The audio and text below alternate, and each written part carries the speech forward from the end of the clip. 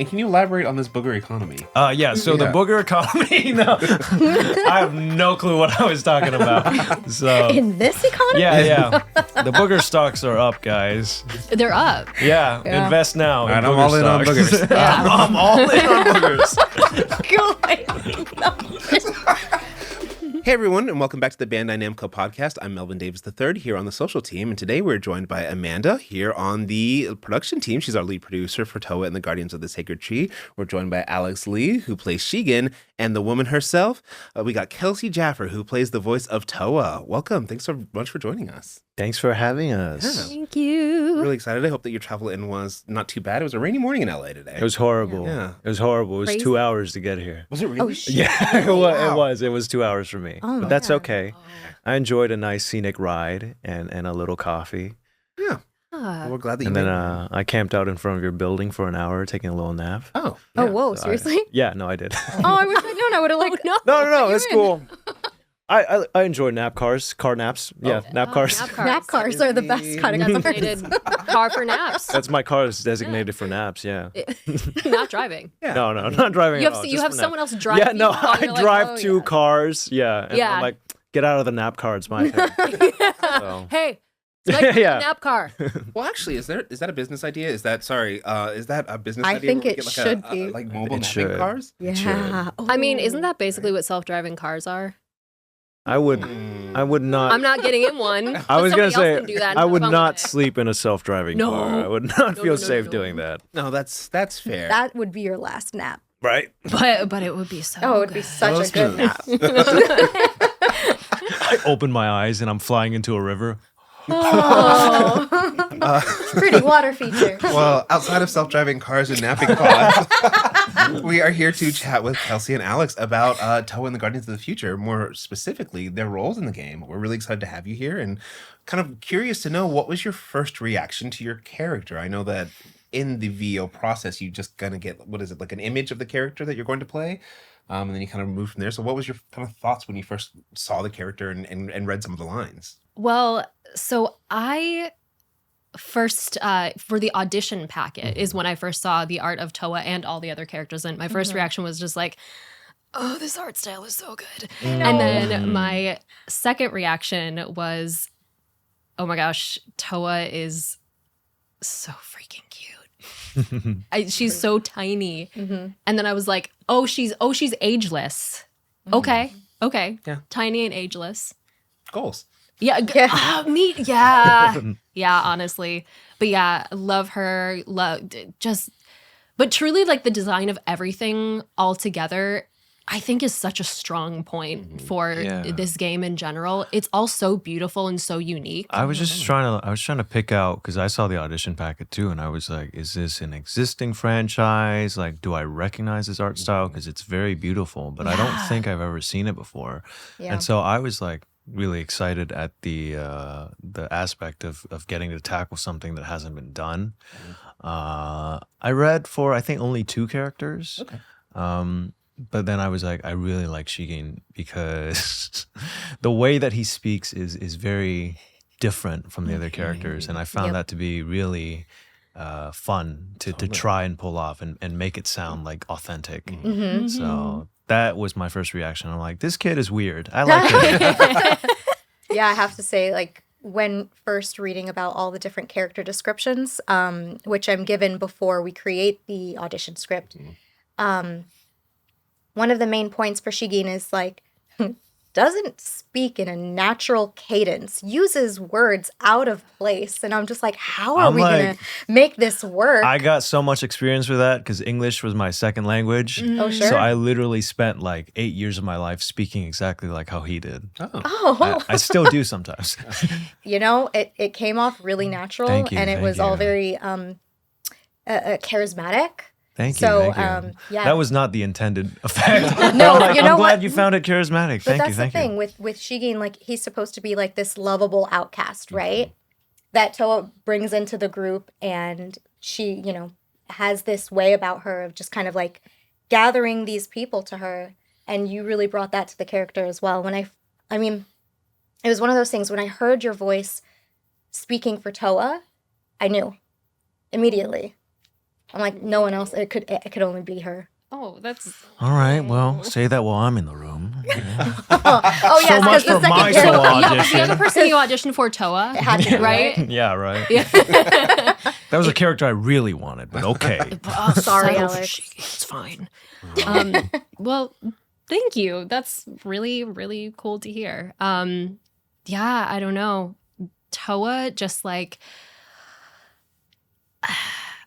when I read the script, the audition script, I was like, okay, I could go. It was a lot of like rallying people, and I'm like, okay, this could go very, very anime. Like, okay, guys, we gotta go do the thing. Come on. Or I'm like, but all these characters, like, this seems like a family. Right. So I'm like, no, like, let's treat this like everybody is part of this family, except my voice is going to be high because this person is tiny. So, yeah, that was the thought. Yeah. Totally.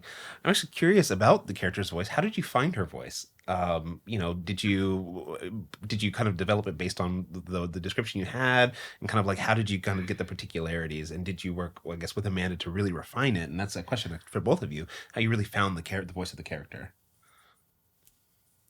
Yeah, I mean, for me, again, it was like the quirk that he had or has is that he speaks, he uses words that he doesn't even understand. And I'm like, I know what that's all about. Just speak it with confidence. And so part of it was kind of breaking down those sort of sentence structures, because sometimes if you've learned a language for so long, it's kind of ingrained in you, because I've been speaking English for a long time now. Right. So now I know how to speak. So it was a little bit of a like process to kind of revert my brain to the grammatical structures that I was speaking with before. So it was kind of like walking backwards for me. And then with Amanda, we kind of refined how that would turn out. Like, I remember I had to ask, just like Shigen would, like, what does this word mean? I don't understand this word. What about this word? And then we also did a lot of tweaking to find the range of the character, because he has this softer side to him when he's speaking to Towa and the rest of the crew. But then also whenever he's facing enemies and stuff, he gets into like this super gruff and aggressive side. So it was like, is this too much? Is this too little? What are we going to do here and here? So it was kind of like discover it as we go along. But it was really, really fun, because there were so many different scenarios that this character was put into. And I think that's my favorite part about working on this game, is that there's just so much to do. Right. Like, there are so many fun interactions. Yeah. So those were all very, very memorable for me, for sure. Yeah, I agree. I think a lot of the fun of working on this is just like, okay, so we get to be this character in literally any scenario you can think of, like any emotion. Like, we get to be them excited, being silly, grieving. Like, it's really cool. You get to really explore the character. I think, what did we do to find the voice of Towa? I don't really remember. It wasn't like a huge process, because like when, like I said, when I heard the audition, I was like, yep, that's Towa. And then so your first session, we had both of you listen to your audition back and then just kind of match that voice. And then from there, it kind of developed, and we gained some levels, based on the different scenarios, as you mentioned. But, and it was also kind of one of those things where, okay, are we maintaining the voice, as the sessions go on? Yeah. And I remember yours was actually the very first session that we did. Right, because I remember the voice that I auditioned with was way higher than what we ended up going with. That's right. Because initially, it's really hard to tell when you're working on a project with a more stylized art style that's not like realistic graphics. You're sometimes like, I wonder if this is going to stray more anime, more JRPG-esque, or more like grounded. And so I remember I'm like, oh, just be safe and I'll just go full anime, because it looks pretty anime. Yeah. And so we went in with a super, super high-pitched voice. But then during the session, we were like, we got to dial it down to keep it a little bit more grounded, because a lot of the conversations were very like personal conversations. Yeah. And you can't be having those and being like, Hey guys. yeah. Whoa, my family. So we worked on that, and also it's like these recording sessions are like 2 to 4 hours. Yep. And it's like when you're doing that, you're going nonstop. Like you would get a tiny little break in between, but it's like line done, line done, Yeah. line done. Right. So it's important to do a voice that you're able to maintain for a while. And I feel like for this character, it was important for us to find that. So we kind of just scaled it back. Yeah. The more we went. And I definitely wanted to split the difference. I didn't want it to be too anime. And I mean, this is based off of like just kind of characterizations that were given to us, you know, from the developers and from the creators of the game. We wanted to, you know, have that fun and that lightness, but at the same time, not push it all the way to anime. Still have it a little grounded. Yeah, stylized. Yeah. Yeah, stylized. Grounded Yeah, but yeah, yeah. stylized, Exactly. which is kind of my favorite middle ground. Yeah, working on no, any of these. it ended Yeah. up so beautiful. Like Mhm. you Yeah. guys all did such an amazing job. Really. I think Thank you. on that note of like, where's the range? Mhm. I think one of the things I noticed with Toa's voice is that when things are more serious, her voice is like a little bit lower. Mm-hmm. Mm-hmm. And then if it was something silly going on, her voice got like, or she was like pretending, because Toa does a lot of like pretending to be stupid. And it's like, you're not. You're not. You know a lot, you feel a lot, but you're trying to keep a distance from these people Right. because you don't want to feel too much for these people because you are eternal and the people are not. So she pretends to be all like, and it's like, no, girl. So when we were doing that, she was more high pitched and like leaned more anime. Sure. Yeah. But in those moments. I think she was playing into herself a Yeah. lot. Like, you know, playing it Definitely. up so that she would have this wall between her. Mm-hmm. But I definitely, because I did hear some of your recordings, and I could hear you stripping that back the closer the relationships got, and it got more real, which was what was really cool about it. Sometimes, because I know I was one of the first ones to record, so I was completely blind in the beginning. Yeah. But the more we went on, the more they were like, "Oh, we got some recordings from like Kelsey and stuff," and I'm like, "Okay, play them. I want to hear them." So it was a huge help to get to play off of each other in that sense. Yeah, likewise. It was always such a treat to get into a session and be like, you guys have reference audio. Yeah. Can I hear Alex's line? Which Can I is hear very like rare. Allegra's line? Yeah. But when it happened, it was When like, it happened, it was awesome. yeah, really not only just fun and like a peek behind the curtain, but also just like really grounding. Yeah, absolutely. Actually, you mentioned the reference lines, which I think is interesting, particularly because I think we mentioned before on a previous episode that when we started these, we had the Japanese VO references. Yep. So I was kind of curious about your experience taking kind of the Japanese reference and then turning it into English. Well, and you know, there's the concerns about that people have versus subs versus dubs and the English language. So you know, finding that balance that felt right to you as the character between kind of the Japanese voice and what Western audiences, I guess, are more used to hearing. So we're kind of curious about that process. Yeah, to speak on that, actually, I recognize his voice, Shigen's Japanese voice actor, because I was a huge fan of his work. So he has a very recognizable Yeah, voice, yeah, and you can hear Wow. him everywhere. Nobuhiko Okamoto-san, and I've met him in person before. Such a cool guy. He's got, when I met him, he had like completely blonde, not blonde, but like white hair. Oh, wow. So just like Shigen. So when I That's met him, cool. Cool. Yeah, I was like, the first thing I said to him was like, "You have really cool hair." And he said to me, he's like, "You are so built." And I'm like, "Oh, thank you. Thank you." Super sweet guy. We talked a lot. And I was like, "I think we're like playing opposite each other in like a project or something." And he's like, "Oh, that's so exciting. I can't wait to find out what it is. And I can't wait to listen to it as well." Because he's, you know, he's trying to learn English as well. And so I'm like, damn, I got to learn Japanese too. So for me, when I heard the reference, I was like, I know exactly what I'm going to do here. right. So it's partially not emulating his style, but it's more so taking inspirations from how he likes to position himself. He plays a lot of characters with a specific demeanor. And I felt that it would be fun to honor some of those notes in my performance for some specific scenes, because he has a way of getting really riled up during like battle stuff, and I'm like, that's a really cool and fun element of the voice that I want to bring over in my performance. So it's a little bit of a mix and match sort of thing, but when it comes to like recording the conversational dialogue and stuff like that, a lot of it was more like, oh yeah, let's have more freedom with that. Let's see what other actors are doing, and then let's play off of that. But definitely in the beginning, there was a lot of like, let's hear it, and then let's take some inspiration from it, and then keep that in mind. So for the future recordings, we have an idea of where we're going to go with the character. Absolutely. And That's a cool story. yeah, that's really cool. that's I'm actually amazing. curious, having met him as someone that you knew before, what's that feeling like? Is it kind of like a pinch me moment, like I really made it kind of moment, or? It was really funny because the first time we met was in Japan. It was my first time ever in Japan, and I was gonna be brought on as like I was gonna meet a couple other seiyus, Hiroshimono and Natsuki Hanae, who are close friends, and they were gonna surprise Shimono-san.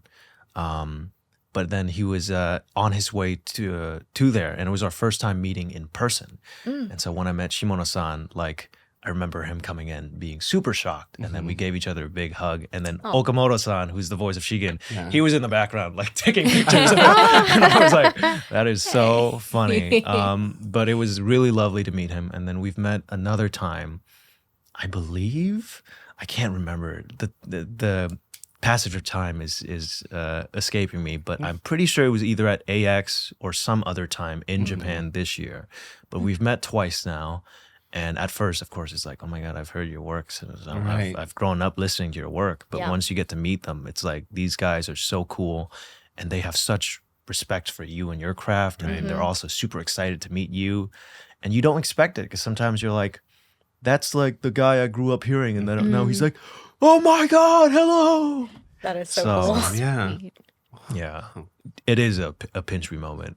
It's really honestly, cool. yeah. I mean, I'm happy that in some small way we were able to, participate in that. Yeah. Total coincidence that the casting turned out the way it did, but I was like, whoa, that's so cool. Small world. Oh, I love that. Yeah. So I guess once you learn Japanese, you're gonna go after all of his roles. Yeah. That's gonna be the goal. It's gonna be like, hey, who's got an Okamoto-san role that I can take up here? So Oh, that. Check. But Kelsey, kind of, how about you? How was that process of navigating the English versus Japanese VO and really adding your own mark to it? Well, kind of what Alex said, like in certain moments, I was like, okay, let me really, really listen to the performance so we can be telling the same story, Right. And because, we're two sides of the same coin here. I'm not trying to like go off and like do my own thing and go crazy. So like, especially during like big story beats, I was like, okay, let me really, really listen into what she's doing. And also it was just so cool to have JP reference for like every line. So you could really like, I had Konomi Kohara's voice in my head just like the whole time, which was so cool because it's like I get to hear her performance, but also like, get to follow what she's doing, but at the same time make it my own. Right. Because like you said, there were certain sections where it's kind of like, well, this is more of like a silly thing. So like silly to her might mean something different than it does to me. Humor Right. plays differently depending on the language. And Right. comedy is very much shaped by the culture that it surrounds it. Of course. Yeah. Right. Like Towa, I think she wasn't super sarcastic, but there were definitely moments where I like made her a little bit like sarcastic and A little sassy. Yeah, a little sassy. And I'm like, that's probably not what's going on Right. in the JP, but like I feel that this is what the situation calls for, at least for my performance. Right. So it felt like a cool little dance I always think that when it comes to Japanese and English audio options, it's awesome to have both because if you're a huge fan, you can play the game again and experience it a totally different way. That's the same thing. The same philosophy I have for watching anime is that if I like a show enough, I'll watch it both times and I'll get double the experience. So it's always like if you love a performance, it sticks with you. You can watch it, and then if you want to try something new, it's always the other option. So it's really cool that we have the opportunity in this industry and in this kind of sphere of what we do that we're able to kind of get to play off of other people. It's very unique to our field of work is that I feel like it's the only field actually where you get to do kind of the same thing as the other side. So it's really cool to get that. Yeah.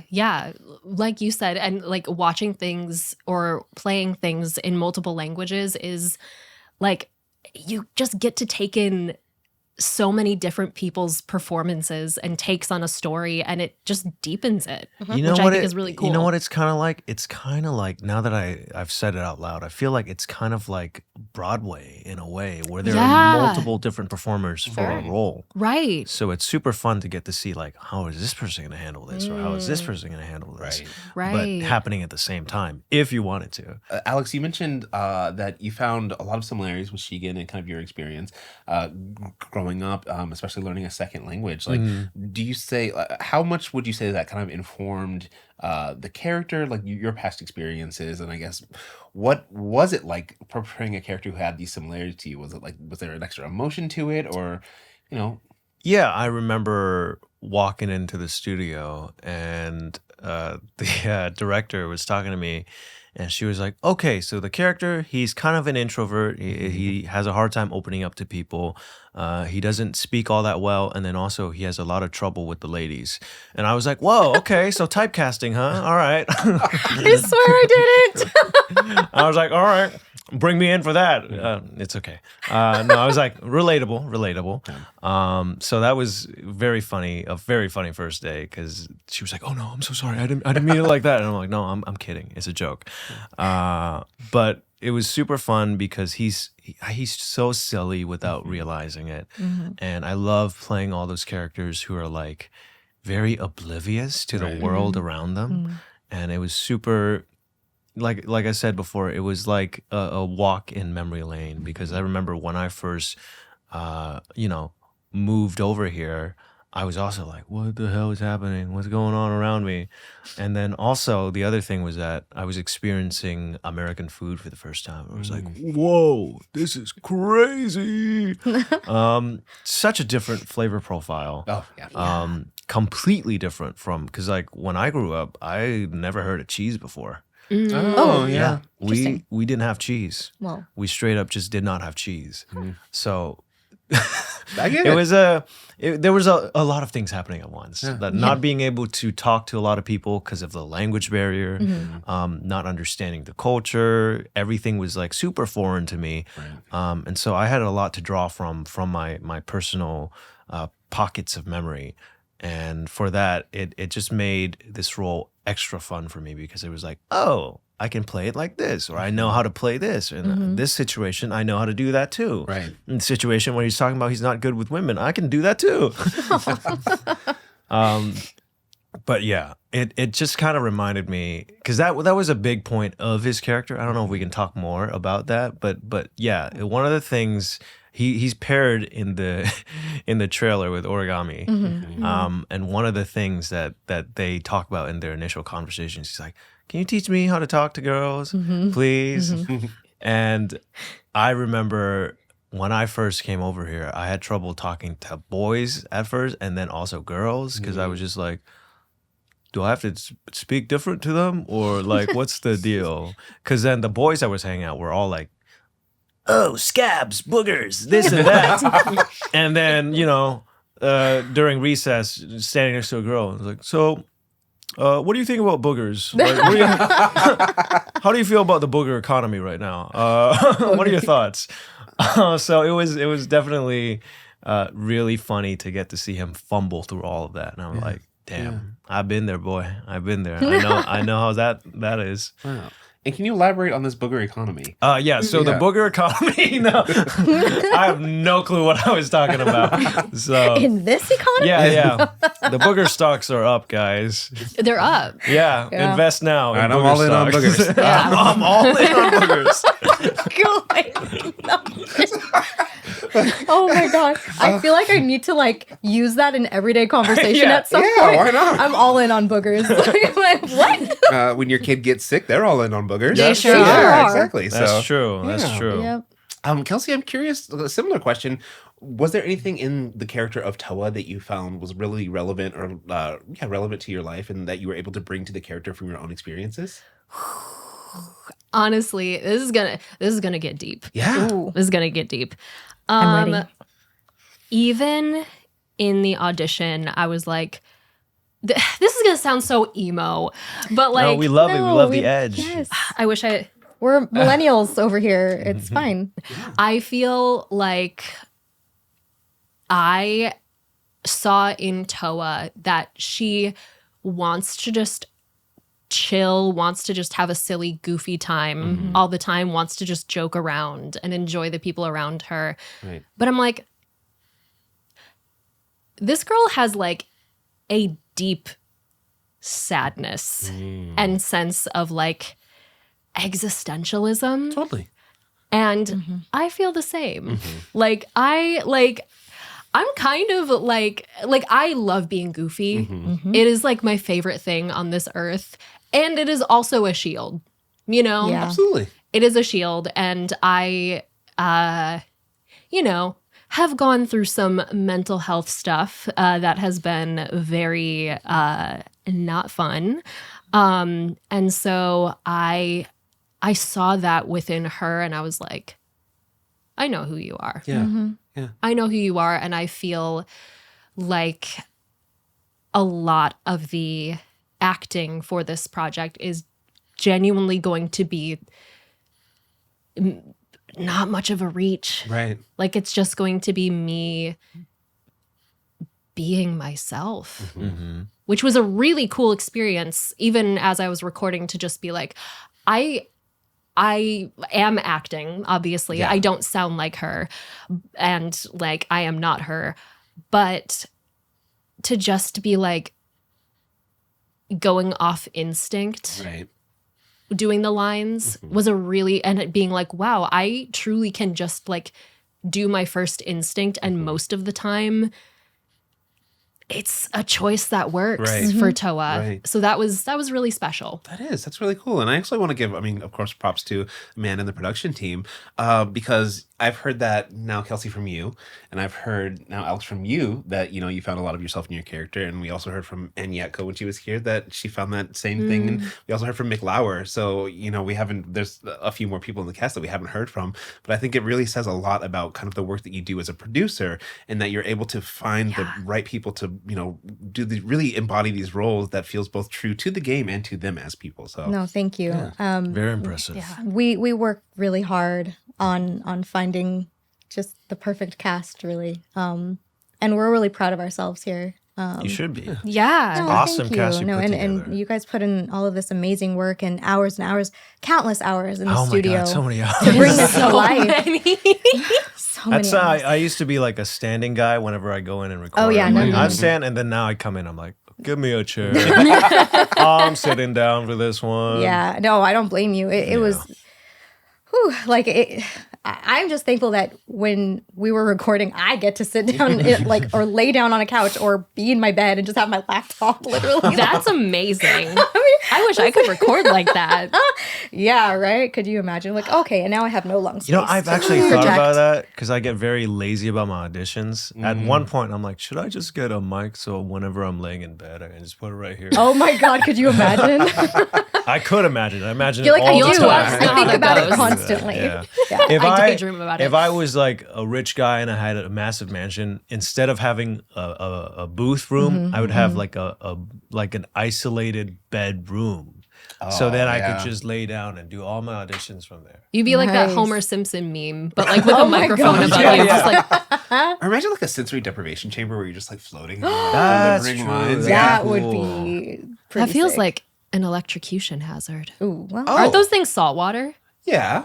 Oh, you're right. That's highly conductive. Well, and maybe if you have like wires coming from the top, so it's kind of like a dangling mic situation. Okay. And then so like you're just talking up into it. Just can't go crazy in Yeah, the sensory deprivation tank. You can't like be having a splash fight in there. No, absolutely Yeah. not. I guess. Okay. No, but like think of this is another good business idea. First we have NAPCAR. And now we have sensory deprivation recording studios. Yes, absolutely. Guys, we got to go in on this together. Absolutely. I got to hit up the legal team and get some trademarks to rock I it know. right now. Yeah. Let's Where are go the all sharks? in on the boogers. Yeah. We gotta do it. Yeah, the Yeah. booger economy. Yeah, Right? right. Well, that's actually that. Booger coin. Speaking of boogers No, God. and the economy, I once went to Universal Studios. I thought you were going to try to tie it back into Toa's MO. Speaking of the booger economy, Oh, no. in Toa. I was just Well, thinking. Toa loves to eat. Well, there is this kid with the giant booger coming down, right? Is there one of those kids? I think there might be. That is my favorite trope in like a video game. It Oh, reminds just me like of a little snot-nosed kid, yeah. Yeah. Yeah. So fun. He's big on He's the based gosh. on me. Yeah. yeah. You and the booger economy. Right. Yeah, that's it. Yeah. So kind of as we're talking about the truth, both internal and in-game truth, one thing that we talked about a lot with Anne and Mick was the kind of relationships between the characters. And I know that you two had a lot of interaction between one another. So I'm kind of curious what you think draws Towa and Shigen together. I'll let you take that one first. While I ponder on this. While I ponder on this. I think it's that they both are outsiders. Toa kind of by choice. Right. And Shigen because he is one. Right. And I think Toa sees that part of herself in him and like wants to bring him into the fold while also protecting his feelings. Because she's like, I've felt the depth of all of these things and I want to protect other people from feeling that. So she kind of like takes him under her wing, but also ironically, I don't know if this is a spoiler. We can say it. Ironically, not until later in the story does she allow that gap to close between them, which I think is really interesting. Like, we're both outsiders. Let me make you feel less alone, but not too much. Right. Not too much. Let me not be completely honest with you. I think for me, it's in that same light where for Shigen, it's like kind of the first experience he really has connecting with somebody is with Toa, more or less. And I feel that in a way where she's kind of serving as like, let me take this kid. And he's more like, oh, finally, somebody telling me where I am and what I'm supposed to do and guiding me through these situations. And in a way, he's kind of like the little baby bird that's like, where's my mom? Yeah.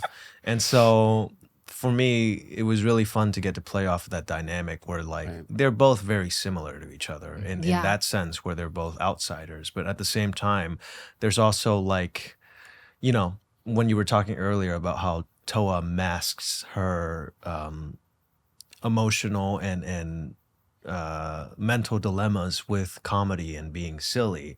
Shigen is kind of the same way, except not intentionally. Like, he does get very silly as well, but for him, it's not like he's doing it on purpose to keep his darker thoughts at bay. It's more like it's like an actual distraction for him. Because getting to know all these people and actually making friends and enjoying himself is not something that he came here to do, but he really loves doing that. And then through that, he's able to like kind of keep those darker thoughts at bay and develop more as a person and stay focused and not like lash out and lose himself in his anger. So I feel that they're, in a way, they're both kind of like masking, but one is intentional and the other is like through the journey as well. So they kind of exchange a bit of each other and their personalities as well as the game develops. And I feel like that's something that's really fun to watch and also perform. Yeah, agreed. So these characters have a their own hobbies too. Do you remember Yes. what your hobbies were? Of course. For me, his was cooking. Oh, yeah. And that is so much fun. But the only downside is that every time we recorded and they were talking about the food, I was like, I'm so damn hungry. I was like, I'm so damn hungry. How much time is left? I'm so hungry. But the funny thing is that we never got like a because the game was still being developed. Right. So we never got like pictures of the food or anything. So they were only ever describing them. And so I was reading the script and reading the description and I'm like performing and saying all these words. And then some days it would be like in the middle of the take. And I'm like, Yeah. so we got to take that again. And then we do it again. And it was like, the food is a. I'm like, all right, well, maybe we should take a little bit of a break. And then the studio would be like, hey, we have some like crackers and cookies if you want to go. I'm like, no, I want the food that they're talking about. I want a real meal. So I love that part of him and his hobby and how much he gets like into it, you know. Yeah. What was your hobby?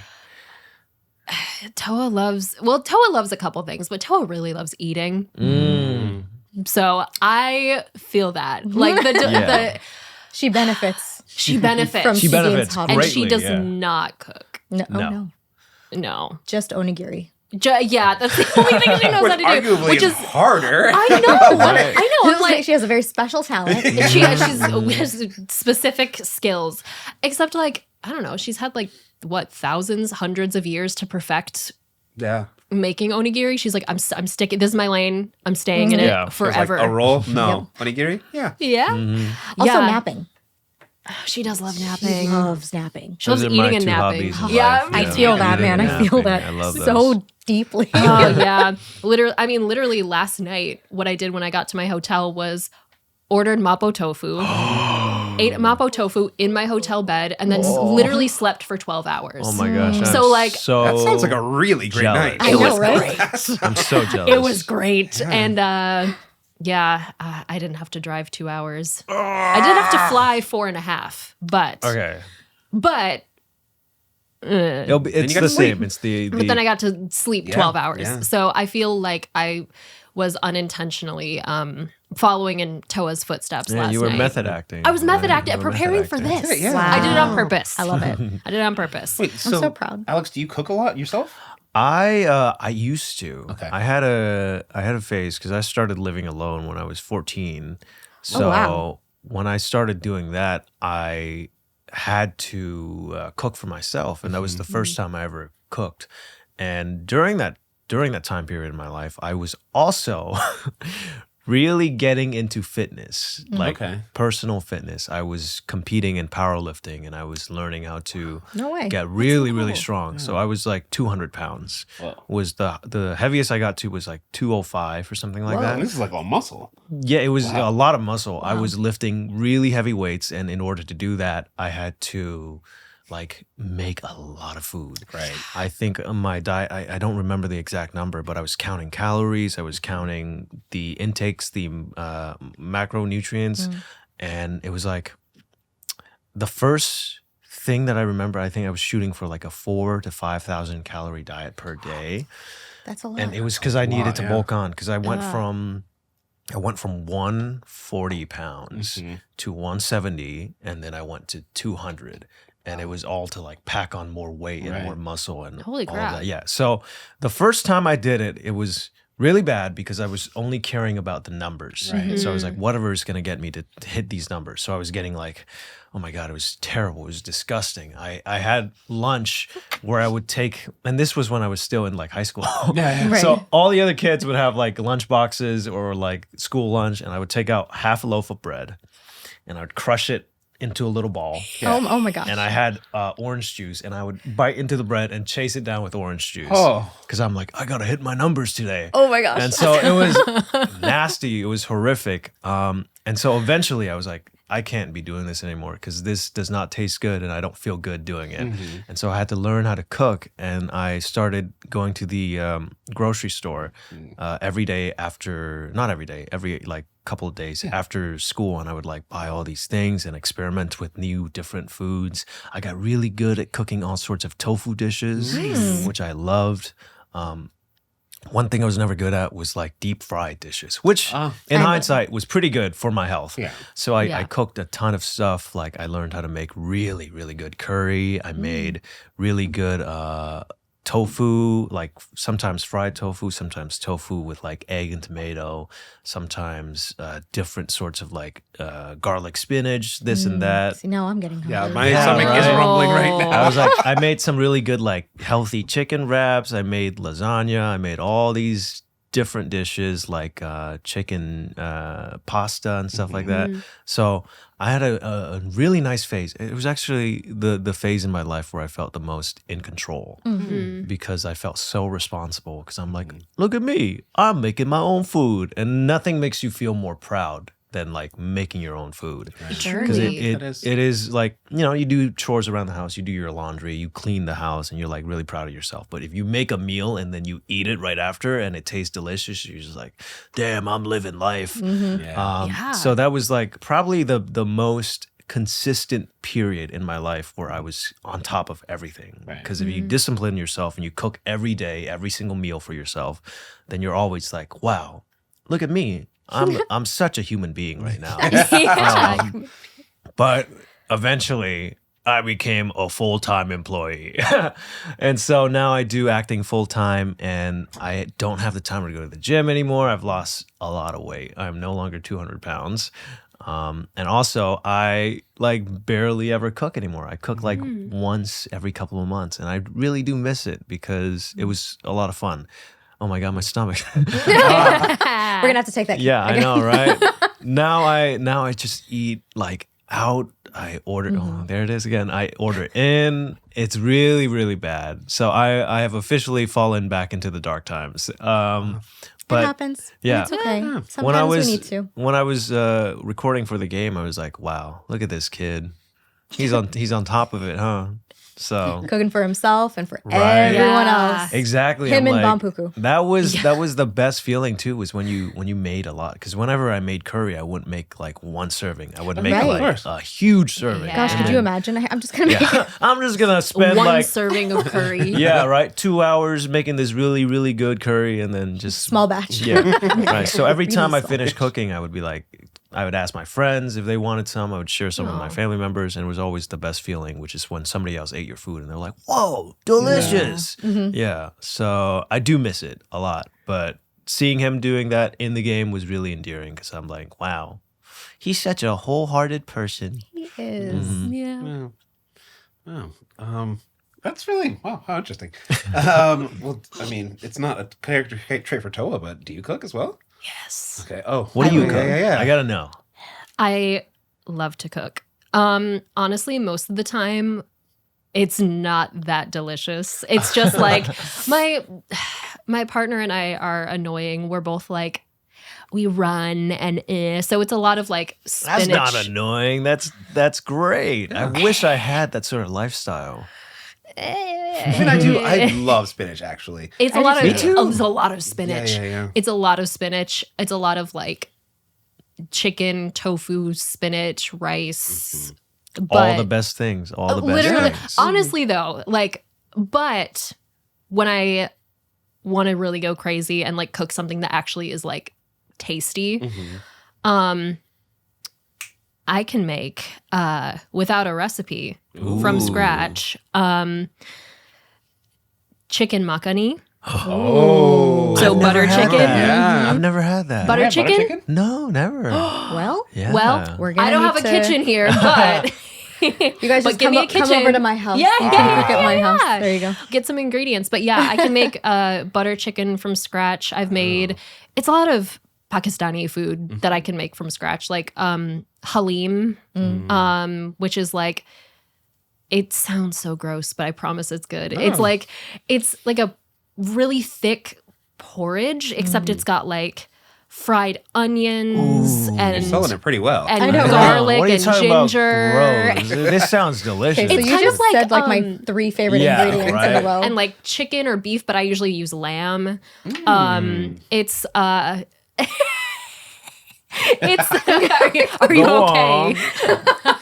He's listening. And you I'm do listening. green onions. It's kind of like South Asian congee almost. yeah. Except you can't just make one serving. No. You have to make like a huge pot. And one time I made it like you can buy like mixes at like stores and stuff. But one time I made it fully from scratch. It took me literally 6 hours. It takes a long time. Wow. It takes a long It's a labor of love. It is. truly is, and that's why I feel like it's so much more rewarding to eat it if you made it yourself. Yeah, Absolutely. exactly.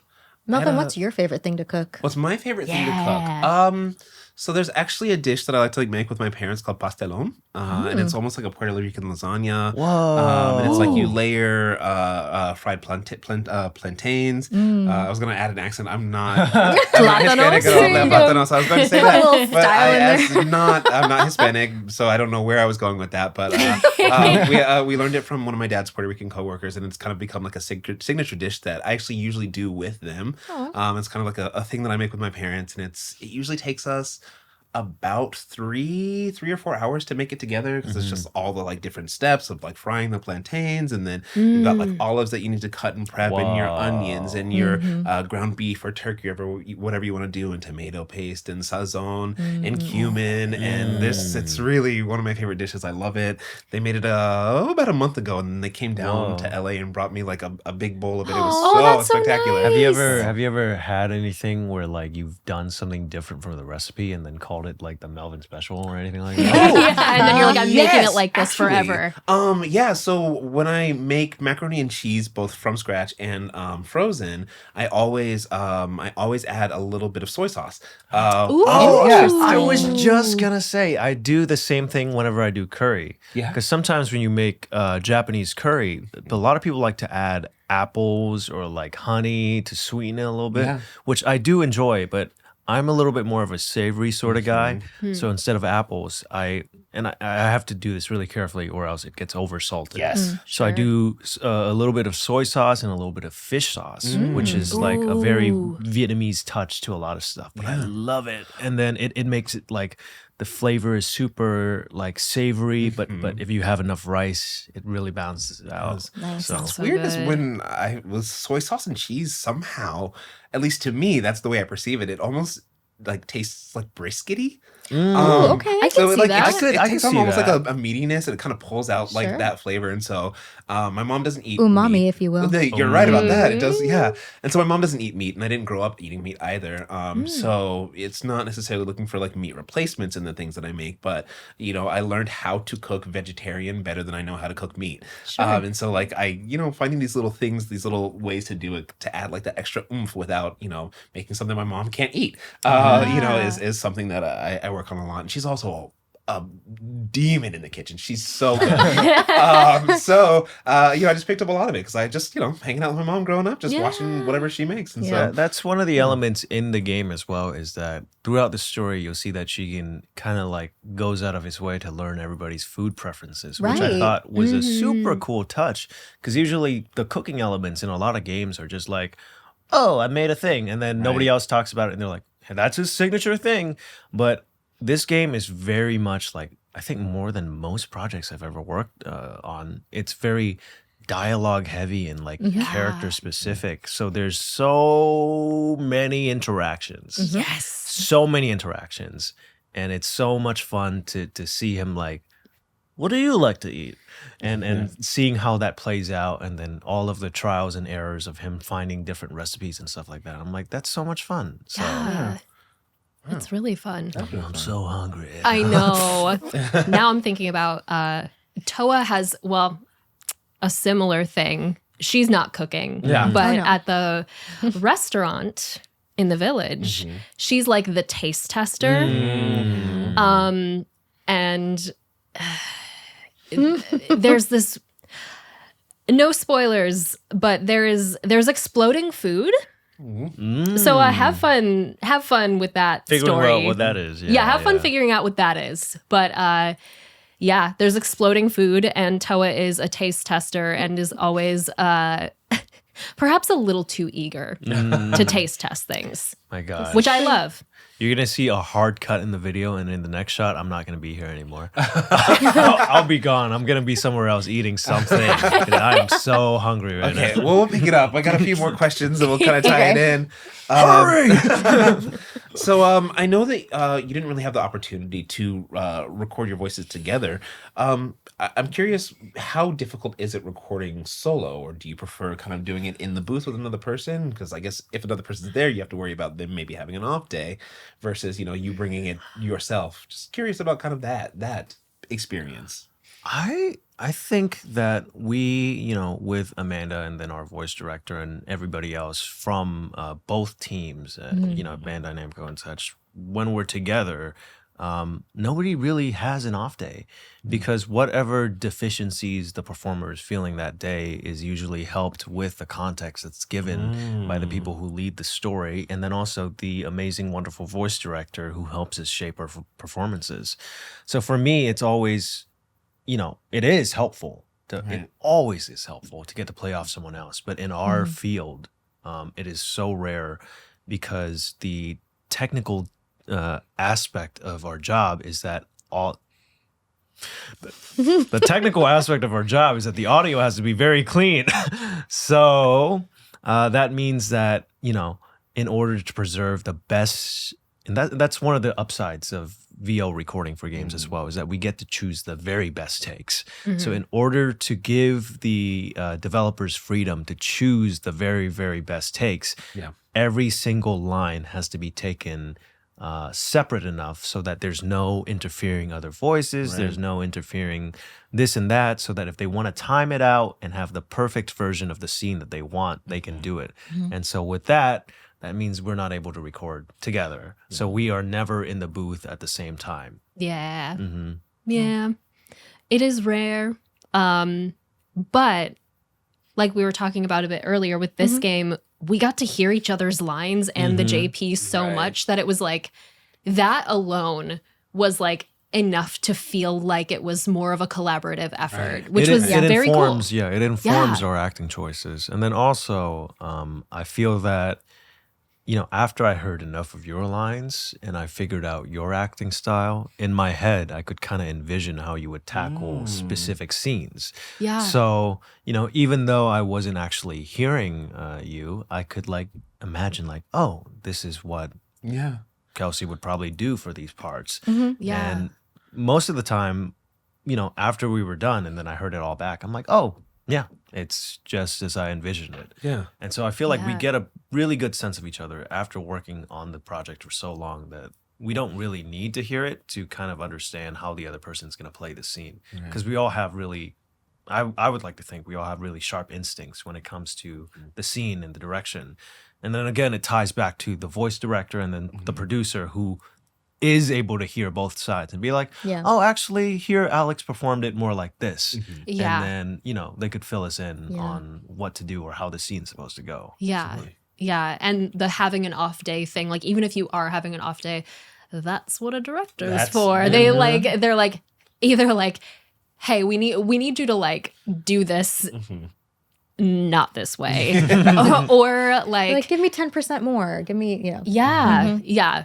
They're not mean. I made them sound mean. No. Shout out to Kirsty. Shout out to Kirsty. Oh my the God. freaking best. But also, Brianna did a lot too. Yeah. She was in a lot of the Brianna, sessions. who was in the booth. Yes. Yeah, It has been for Shout every out episode Rihanna. an invaluable resource for us. So thank you. Oh yeah, it is so helpful to have lore keepers and stuff. Oh, yeah. to tell us where we are in the story, because sometimes when we record we have to jump around a lot, and that's why it helps to have people who know the story, the ins and outs of the story. And then also Kirsty, she is so good with understanding what the scene needs, because sometimes she would be like, this scene, I feel like we should play it more comedic. And I'm like, oh, interesting. I didn't see it that way before, but now that you mention it, I can kind of see where the comedy is coming from. And then so that informs our choices even more. Yeah. So it's a big team effort, but I think it works out really well in the end. Totally. Yeah. Lots of kind of steering each other, especially with the jumping around. Yes, absolutely. Some days you have to record a more slapstick-y scene, and then you have to record someone's tragic backstory right after. Right. And it's you need like Kirsty just being like, all right, so we're moving on to this. Just so you know, this is what's happening. So we're going to bring it down a little bit. And then just like, everybody works together to make those transitions Seamless, seamless and not carry anything over from the previous scene. Yeah. Which is really great. Go team. Yeah.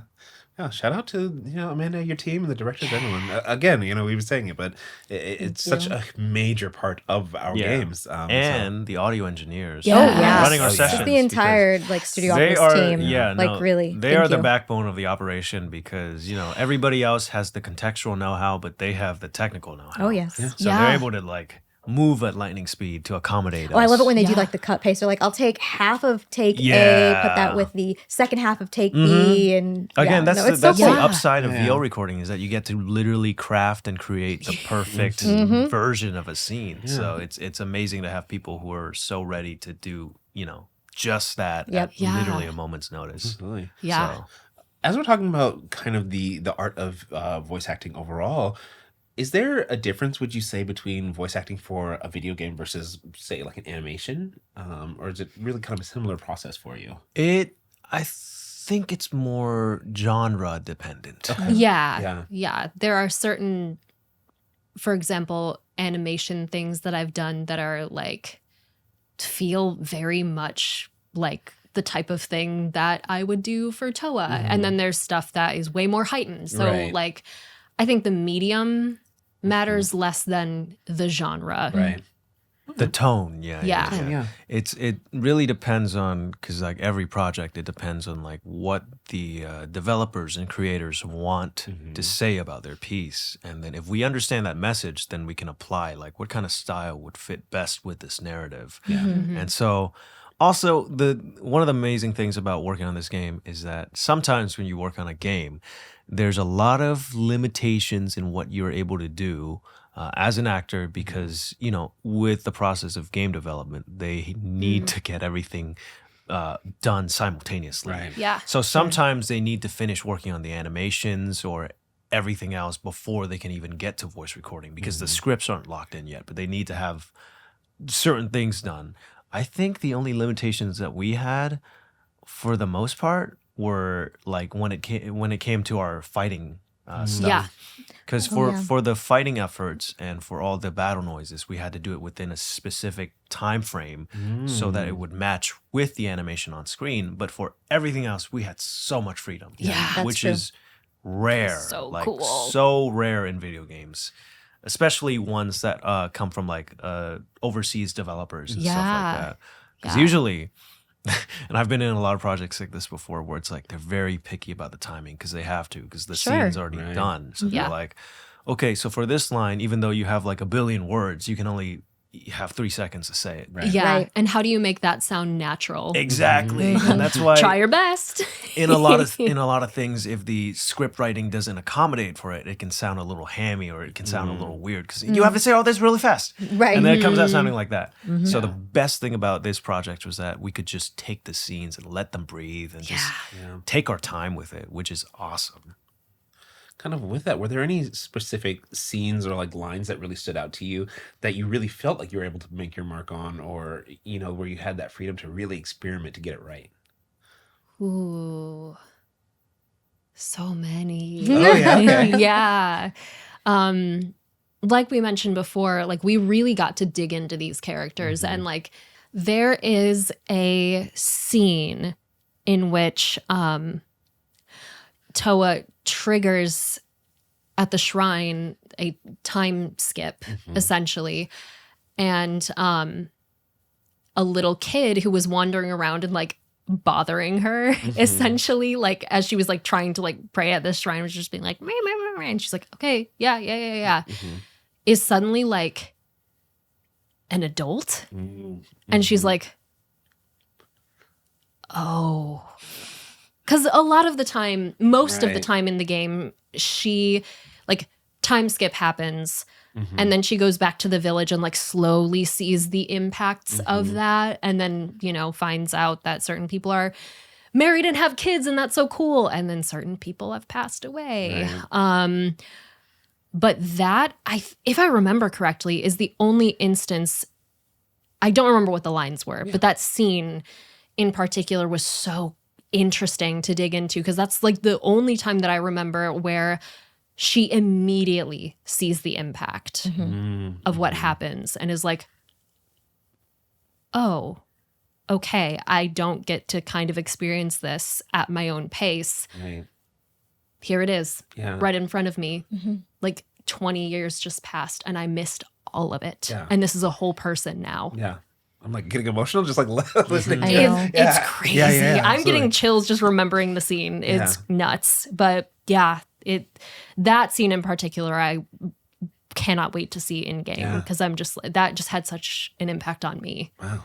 Yeah. I mean, very clearly that's I'm excited for you to see it as well. I think it's gonna hit pretty hard. But were there any kind of moments for you that really stood out? I can't top that. Skip this question for me.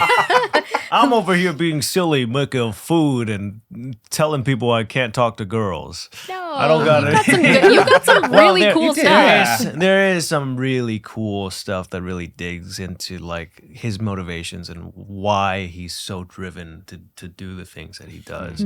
But it's all spoilers, so you're gonna have to play the game.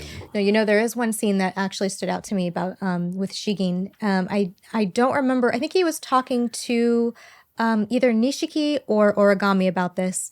He was talking about his mom and how she's the one who taught him how to cook, and she would do everything with her hands, including cutting things with her hands, like and just kind of getting into the details and the nitty gritty and just like the really just personal little things, that make that impact on a person's life, and that's like just something that stuck in my brain. That one. It was a very scene. cute, Yeah. very cute moment for him. Yeah, he has a few more like that throughout, where he gets a little sentimental with it, and it feels like a nice little break away from like this. He's not aggressive, but he's very like. He's very forward with his actions and his words. Right. So it's nice to see whenever he peels it back and just like settles a bit, Yeah. Very sincere. Absolutely. Yeah. And then it was also fun to like mix that in with like how he speaks as well. Yeah. So it made for a very unique character in my mind. So those were the memorable bits for me for sure. Holy. Wow. Well, we actually have a couple of lines. If you're interested, we'd love to hear you kind of give it a spin of what at least we think are kind of some of the more iconic lines for the character. Oh gosh, okay. Yeah. So if we kind of gesture over to the right, off screen or on screen, or the audience doesn't need to know, but we have it for your refresher. So yeah, I mean, I don't know if you want to start, but I don't know. Tell us if you remember this line, and if so, kind of where you think it might be. Oh well, first, let me be super cool and pull out my glasses. Ooh. Fancy. Look at I you. know. Those are fun. I really like those. those. Are so cute. You're Thank like you. you're like a professor I kind of do look like a professor right now. I don't know how I feel about with that. with the blazer and everything too. You're like the cool professor. Yeah. Thank you. Yeah. I'm not a normal professor. Not the I'm normal a cool professor. professor. I like a That's cool professor. Okay. Ooh, I do remember this line. Okay. Oh, this is one of them emotional lines. Okay. We will live on in this world, no matter what hardships await. We fight for a future filled with hope. Wow. Rah rah. I mean, it's also fascinating to watch you just turn it on. I know, It's like, because right? I'm sitting here and all of a sudden there is a different person sitting next to me. No, you said that we have a line here and you said it's kind of a comedy line, which I think actually, given the theme of the entire episode, kind of serious versus comedy, if you've got Oh, yeah. serious moments, That's but it is true. funny that is what we pulled out. Okay, so I like this one. It's so you were adopted, and Bambuku became your mother. Obviously, that is not the case, but that is kind of his understanding of like, is this how that relationship works? Right. I don't really understand. Between Bampuku and Mutsumi. Yeah. And so he has a lot of stuff like that where he's like, I don't really get this one. Yeah. You're gonna have to help me with that. I know. He's a little clueless sometimes, but he's know. so cute. It's so much fun. But yeah, I love all of his lines, especially the ones whenever he has no idea what he's talking about, but he's trying his best. he really He is. is. And he doesn't have it easy. No. He was just kind of like thrust into this world and these people, and he's like, what? Yeah. But he does it being very charming. Well, we are running close to time, but I want to thank you both so much for coming in. This has been really fascinating, very funny, emotional, really informative episode. And we really appreciate you both for the work that you did months, I guess, years ago now. Oh my About gosh. a year, Yeah, about a year ago. little Year and a over. half. A year ago. We appreciate the work that you did about a year and a half ago. Time And- flies. Crazy. You know, I walked into the studio today and I'm like, oh my gosh, when's the game coming out, guys? And they're like, today. Yeah.